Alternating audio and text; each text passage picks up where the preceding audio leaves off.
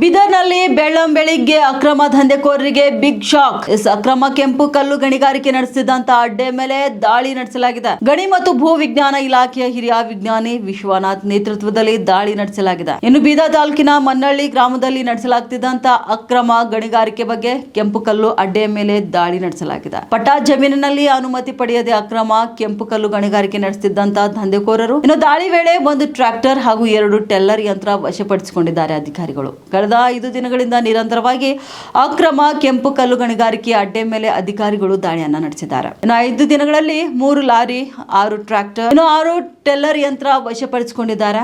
ಬೀದರ್ ಜಿಲ್ಲೆಯ ಮನ್ನಳ್ಳಿ, ಕಾಡ್ವಾದ್, ಸಂಗುಳ್ಗಿ ತಾಂಡ, ಹಣದೂರ್, ಮಲ್ಚಾಪುರ್ ಸೇರಿದಂತೆ ಹನ್ನಕುಣಿ, ಚುಡ್ಗುಪ್ಪದಲ್ಲಿಯೂ ಕೂಡ ಅಕ್ರಮ ಗಣಿಗಾರಿಕೆ ನಡೆಸುತ್ತಿದ್ರು ದಂಧೆಕೋರರು. ಇನ್ನು ಗಣಿ ಇಲಾಖೆ ಅಧಿಕಾರಿಗಳು ವಾಹನಗಳನ್ನ ಜಪ್ತಿ ಮಾಡಿ ಆಯಾ ಪೊಲೀಸ್ ಠಾಣೆಗಳಿಗೆ ಒಪ್ಪಿಸಿದ್ದಾರೆ.